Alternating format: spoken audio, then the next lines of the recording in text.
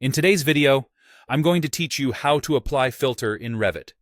Filters are a powerful way to control what you see and how it looks, based on rules. Think of them as smart lenses for your model. You can highlight elements by parameter, dim or hide items temporarily, or apply consistent graphic standards across views.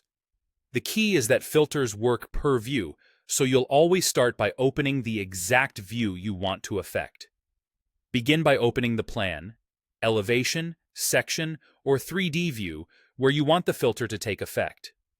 This matters because any change you make applies only to the active view.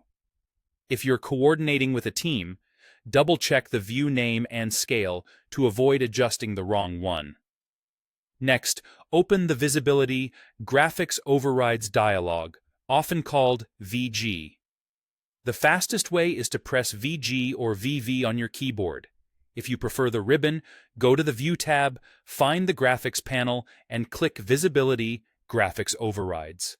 This dialog is the control center for what displays in the current view, from categories and annotations to, in our case, filters. In the Visibility Graphics dialog, switch to the Filters tab. Here you'll see a list of any filters already applied to this view, along with controls to add, remove, and reorder them. The order can matter when multiple filters affect the same elements. Filters lower in the list can override graphic settings from those above, so it's good to be intentional about placement. Now add your filter. Click Add, and the Add Filters dialog will appear. Choose the filter or filters you want to apply. You'll need to have those filters already defined in your project so they show up in this list. Select them, then click OK to return to the Filters tab. You should now see the chosen filters added to the view's filter list. With the filter in place, decide how it should behave. You can toggle its visibility on or off, and if desired, click into the overrides columns to assign line colors, patterns, fill styles, or transparency.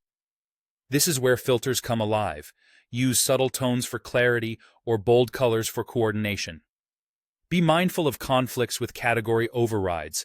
Filters typically take precedence, which is great for highlighting specific elements without changing your entire category. When you're satisfied, click OK to close the dialog. Your view updates immediately with the filter's effects. Remember, you can revisit VG at any time to tweak settings, adjust filter order, or temporarily disable a filter. These choices stay with the view, helping you present just the right information with consistency and control.